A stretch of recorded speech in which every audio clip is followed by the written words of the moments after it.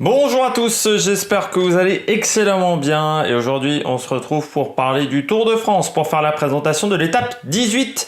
Dernier gros morceau de ce Tour de France pour les grimpeurs, c'est le dernier moment où les grimpeurs qui ne sont pas très bons sur le contre-la-montre pourront reprendre du temps sur cette étape qui fera 130 km. C'est une étape vraiment qui sera assez courte, là encore un peu comme la veille, étape en deux parties. Un départ plat et puis ensuite on attaquera deux cols de hors catégorie sur cette journée. Elle ressemble un peu à l'étape de la veille, on va dire, à la différence que là on a deux cols alors que l'étape de la veille il y en avait trois cols. On va regarder tout ça, on regardera le pronostic bien entendu, mais avant tout n'hésitez pas à vous abonner à la chaîne, à réagir dans les commentaires, à me donner vos pronostics, à mettre un pouce bleu. Ça fait toujours plaisir, ça permet de voir si la vidéo marche ou ne marche pas. N'hésitez pas à partager la vidéo également. Et quand vous vous abonnez, vous pouvez mettre également la petite cloche, comme ça vous êtes au courant des dernières vidéos qui sortent sur la chaîne. Comme je disais, c'est le dernier grand moment en montagne aujourd'hui. Il faut faire la différence pour les grimpeurs. On aura, je pense, une belle bagarre, surtout pour le podium, pour la victoire. Ça semble un petit peu compliqué avec Pogačar, à part si Pogačar, aujourd'hui, lors de l'étape 17, perd du temps. Parce que là, comme j'ai retrouvé, on va dire, ma configuration habituelle, j'ai un écart d'un jour entre l'étape et la fin, entre la présentation et le déroulement de l'étape. Il faut faire la différence entre les grimpeurs, il ne faut pas rater les 50 derniers kilomètres aujourd'hui, c'est là où tout va se passer pour les leaders. Dénivelé positif de cette étape, 3555 mètres, malgré deux hors catégorie, ce n'est pas si impressionnant que ça, c'est seulement la 6e étape au niveau de ce classement. On va regarder le profil. Du côté du profil, vous le voyez, première partie plate, on part de Pau pour aller du côté de Luzardiden.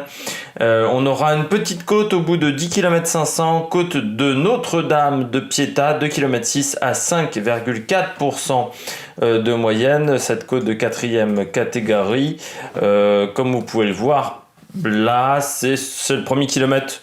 Voilà, 6,3, 6,9, ensuite 6%, 5,6, 2,8% sur les 600 derniers mètres. C'est pas extrêmement difficile. C'est une mise en route, une mise en jambe pour l'échapper peut-être.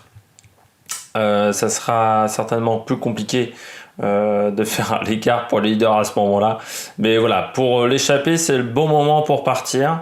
Et puis, il y a encore la bagarre pour le maillot à poids. C'est assez serré cette année, donc on verra ce que ça peut donner à ce moment-là. On continue avec la redescente. On passera à Lourdes. Peut-être que certains mettront un cierge à ce moment-là au kilomètre 43,5. Et puis la deuxième côte de la journée, la côte de Loucru, 2 km à 6,7% de moyenne. Il y a un passage compliqué, c'est une côte de 4e catégorie, la côte de Loucru. Un passage compliqué pendant 500 mètres à 9%. Voilà, le départ là encore un peu difficile, ensuite c'est un peu plus calme, mais c'est seulement 2 km, c'est très court. Voilà, ça correspond à une côte de 4e catégorie, c'est une côte assez légère. L'avantage c'est que dans les Pyrénées, les côtes de 4e catégorie ont vraiment la tête d'une côte de 4e catégorie par rapport au départ en Bretagne, où on nous avait mis quand même des faux plats comme difficulté de 4e catégorie. On continue.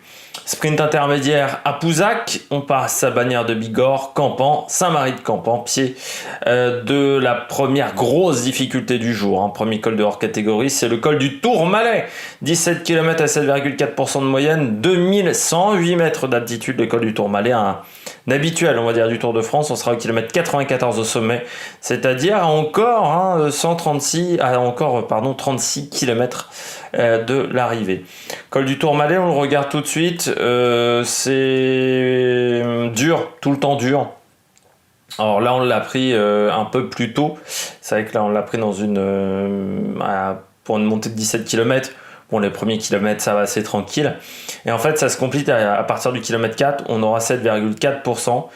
Et ensuite, ça monte, on va dire, presque crescendo, avec deux passages au-dessus de 9%, 2 km au-dessus des 9%, c'est entre le kilomètre 11 et le kilomètre 13. Et puis ensuite, ça reste aux alentours de 8,5, 8%, et avec un dernier kilomètre à 9%, en sachant qu'on est au-delà de 1700 mètres à partir je dirais, de 5 km de l'arrivée. Donc ça veut dire qu'on a 5 km au-dessus de 1700 mètres d'altitude. Donc ça fait un peu beaucoup, je rappelle, 2108 mètres d'altitude. C'est aussi également à prendre en compte. Surtout en fin de Tour de France, ça a une incidence plus importante quand tout début de Tour de France et hautes altitudes. Quand on a bien toxiné les derniers jours, ça peut faire un petit peu mal. Ensuite, on va redescendre vers Barèges, Luz, Saint-Sauveur pour attaquer la dernière montée importante de ce Tour de France, ce dernier col hors catégorie de ce Tour de France également, Luzardiden, 13 km 400, 7,5% de moyenne, côte de hors catégorie. Je rappelle juste que ce n'est pas la dernière côte de ce Tour de France, on aura encore une difficulté lors de la dernière étape juste après Chatou, ça sera dans les 10-15 premiers kilomètres de l'étape des Champs-Élysées. Luzardiden, 1720 mètres d'altitude, 13,4 km à 7,5% de moyenne pour cette montée. Il faudra faire attention également, j'ai oublié de préciser, dans le col du Tourmalet, les premiers lacets dans la descente sont un petit peu techniques et ça va vite, il y a pas mal de descentes, pas mal de déclivités.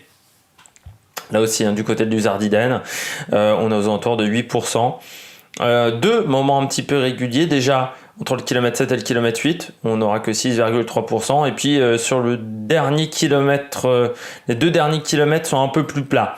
Donc il faudra faire la différence avant, notamment lors du kilomètre entre le 4 et le 5 où il y a 9%, ou entre le 5 et le 6 où il y a 9,1%.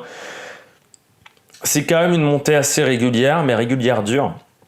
Tout le temps du pourcentage, ça fait mal aux pattes, et surtout après une étape qui aura été peut-être animée, où l'échappée aura du mal à partir, après des Pyrénées qui auront été animées, ça peut faire extrêmement mal. Et puis ça sera l'arrivée du côté de Luzardiden. Dans le final, moi ce que j'ai noté, c'est qu'il y a pas mal d'épingles au sommet, c'est-à-dire que ça va casser le rythme des coureurs. Et par contre, c'est une arrivée en ligne droite, mais on a pas mal d'épingles. Donc c'est dans les pentes les plus importantes, ça peut pas mal casser les rythmes et faire mal aux jambes.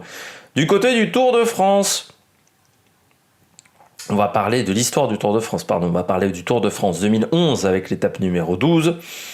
Enchaînement du Tourmalet et de Luzardiden. Comme cette année, c'était une étape bien plus longue par contre, 209 km, et on avait en plus la Rourquette dans 6 ans. Une échappée échappée assez réduite, sous la pulsion de Laurent Mangel de la Sorce Jason. On avait notamment Guérin Thomas, José Ivan Gutiérrez, Movistar, Ruben Pérez de Skadal Euskadi, Blel Kadri d'H2R et Jérémy Roy de la FDJ. On avait eu la Rourquette dans 6 ans, donc avant le Tourmalet Luzardiden, où il y avait eu une chute de Thomas Vauclair et d'Andreas Klöden. À ce moment-là, je rappelle que Thomas Vauclair avait le maillot jaune. Dans le final, vous avez Jérémy Roy et Thomas qui partent, mais qui, en fait, pendant toute la journée, le vrai problème de cette échappée, c'est qu'elle n'aura pas plus de 3-4 minutes d'avance. Ça sera un vrai souci. Dans le Tourmalet, on a Jens Voigt qui roule pour Andy Schleck à 8 km. Attaque de Jelle Van Aert et de Samuel Sanchez. Ils vont reprendre les échappées, ces deux coureurs-là, et ils ne seront jamais rattrapés. La surprise du jour, c'est que Vauclair garde son maillot jaune ce jour-là. On ne s'y attend absolument pas. Et il impressionne parce que on a un grand Pierre Roland aussi. Il impressionne parce qu'il garde énormément de calme. Il faut rappeler qu'il a pris le maillot auparavant lors d'une étape vraiment très spectaculaire avec la fameuse chute. Alors c'était Johnny Hoogerland qui était tombé. Alors je ne sais plus qui était le deuxième qui était tombé avec Johnny Hoogerland. Il y avait eu également ce jour-là la chute de Vinokourov. Il avait pris le maillot et il le gardera encore 10 jours. Ce jour-là également, on avait un autre Français qui était maillot blanc, c'était Arnold Janesson, qui n'a jamais eu un très bon classement général au final sur le Tour de France. C'est un petit peu triste de ce côté-là.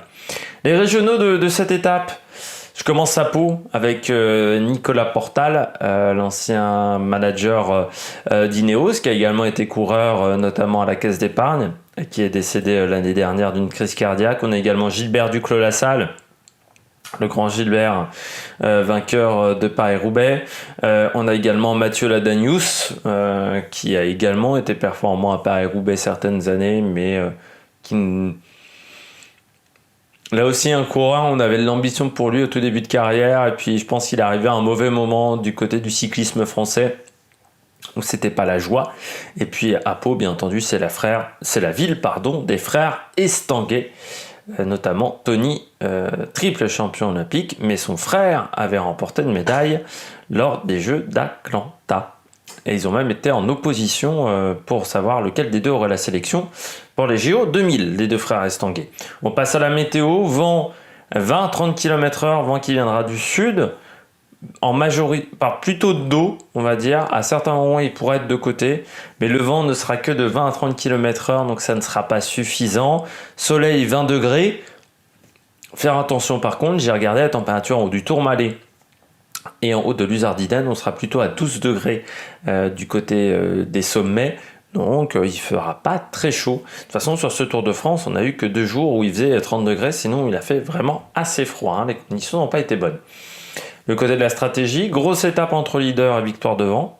Si par exemple la veille on a réduit les écarts, ou qu'il y a une belle bagarre entre les coureurs qui sont sur le podium, parce que pour le moment les écarts sont aussi assez réduits à ce moment-là, soit échappée et victoire dans le groupe d'échappés, avec une grosse bagarre, pour prendre l'échappée dans les premiers kilomètres, et pourquoi pas attaque dans le Tourmalet, parce qu'on s'aperçoit que dans le cyclisme, quand l'échappée met beaucoup de temps à sortir, c'est le plus frais du groupe qui gagne, et le plus frais, il aurait plutôt tendance à attaquer de loin.